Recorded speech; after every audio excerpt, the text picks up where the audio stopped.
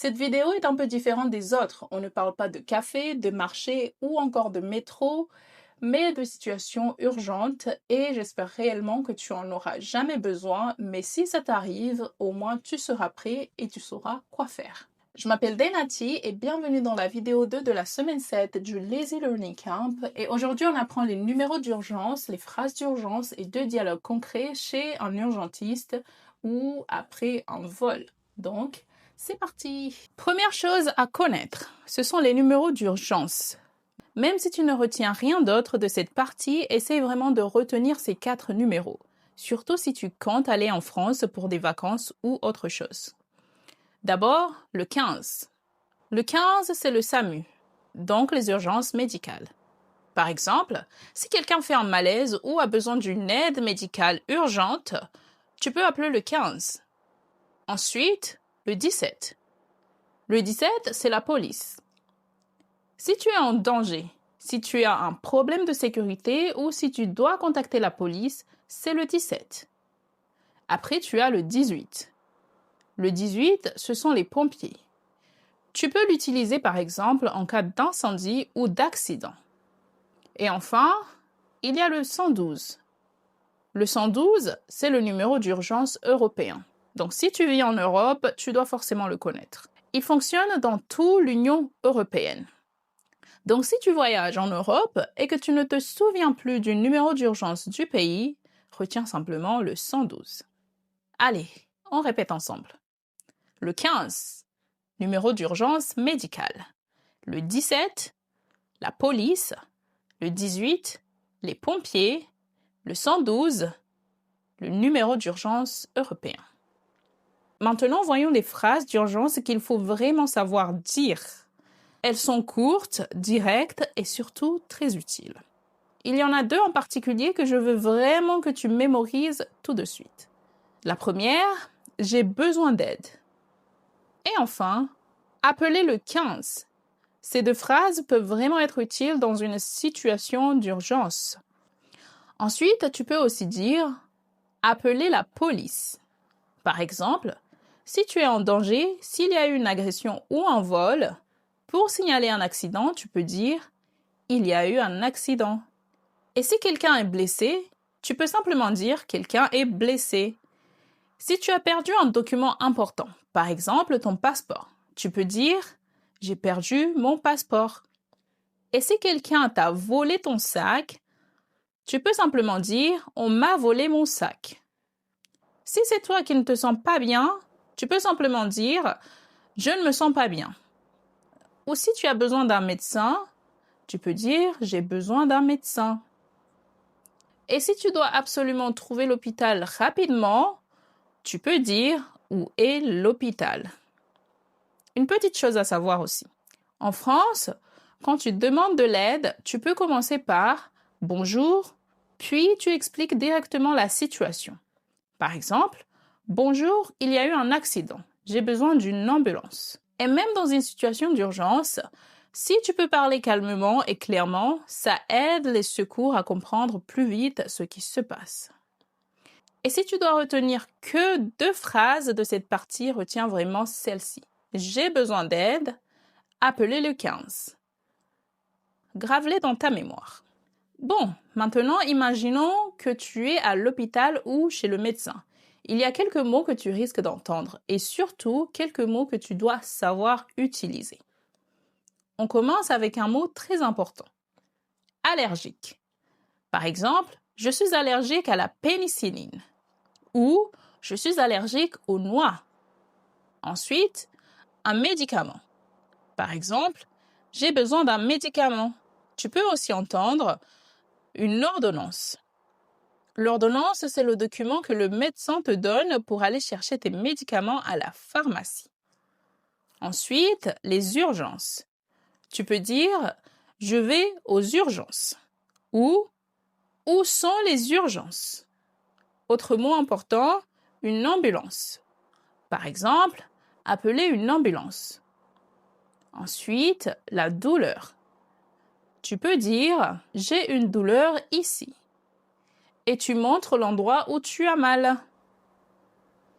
Tu peux aussi entendre le verbe « opérer ». Par exemple, il faut l'opérer. Ça veut dire qu'une opération est nécessaire. Ensuite, prendre rendez-vous. Par exemple, je voudrais prendre rendez-vous avec un médecin. Et deux derniers mots utiles, l'assurance maladie. Tu peux dire j'ai une assurance maladie. Et enfin, la carte vitale. La carte vitale, c'est la carte utilisée en France pour les soins de santé. Voilà, pas besoin de tout mémoriser aujourd'hui, mais retiens surtout les mots que tu peux avoir besoin d'utiliser. Allergique, médicament, urgence, ambulance et douleur. Maintenant, on va voir deux situations concrètes que tu pourrais vraiment vivre. La première se passe chez un médecin. Écoute d'abord le dialogue, ensuite tu pourras jouer le rôle du patient. Bonjour, qu'est-ce qui se passe? Bonjour, je ne me sens pas bien. J'ai très mal au ventre depuis ce matin. Vous avez de la fièvre? Je ne sais pas, je pense que oui. Vous avez des allergies à des médicaments? Oui, je suis allergique à la pénicilline. D'accord, je vais vous examiner. Vous avez votre carte d'assurance maladie? Non, je suis touriste, j'ai une assurance voyage. Très bien, pas de problème. Allongez-vous.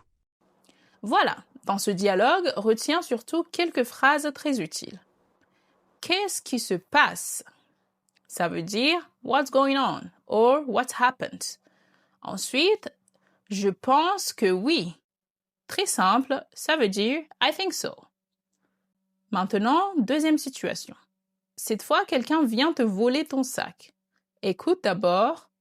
Ensuite, tu pourras jouer le rôle de la victime. Bonjour, je peux vous aider? Oui, on m'a volé mon sac à main il y a 10 minutes. Ne vous inquiétez pas, on va faire le nécessaire. Vous étiez où exactement? Près de la station de métro Châtelet, quelqu'un a pris mon sac et il a couru. Il y avait quoi dans le sac? Mon portefeuille, mon téléphone et mon passeport. D'accord, je vais rédiger un rapport. Vous avez besoin de contacter votre ambassade pour le passeport. Oui, où est l'ambassade, s'il vous plaît? Je vous donne l'adresse, et voilà le numéro du rapport pour votre assurance. Merci beaucoup. Dans ce dialogue, retiens surtout « on m'a volé mon sac ». C'est une phrase très utile si tu es victime d'un vol. Ensuite, il y avait quoi dans le sac? Ça veut dire « what was in the bag ». Et enfin, votre ambassade. Si tu perds ton passeport à l'étranger, c'est un mot important à connaître. Maintenant, à toi. Cette fois, je joue le médecin et toi, tu joues le patient. Je vais lire ma phrase, puis je te laisse quelques secondes pour répondre. Bonjour, qu'est-ce qui se passe? Vous avez de la fièvre? Vous avez des allergies à des médicaments? D'accord, je vais vous examiner. Vous avez votre carte d'assurance maladie? Très bien, pas de problème. Allongez-vous. Bon, allez, tant qu'on y est, faisons aussi la scène 2. Je vais être le policier et toi la victime. On y va? Bonjour. Je peux vous aider?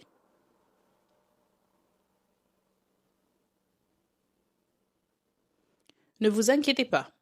On va faire le nécessaire. Vous étiez où exactement? Il y avait quoi dans le sac? D'accord, je vais rédiger un rapport. Vous avez besoin de contacter votre ambassade pour le passeport. Je vous donne l'adresse. Et voilà le numéro du rapport pour votre assurance. Et voilà, tu viens de terminer la semaine 7. Cette semaine était vraiment importante parce qu'on a vu des choses que tu peux avoir besoin d'utiliser dans une vraie situation d'urgence. Tu connais maintenant les 4 numéros à retenir, 15, 17, 18 et 112. On a aussi vu les phrases d'urgence essentielles, le vocabulaire médical et 2 dialogues complets. Donc maintenant, petit test.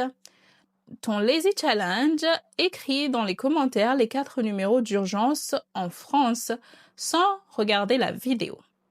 Et ajoute une phrase d'urgence de ton choix. Par exemple, « J'ai besoin d'aide », mais choisis la phrase que toi, tu veux. Et cette fois, pas de triche, c'est probablement le Lazy Challenge où je vais vraiment te demander de mémoriser.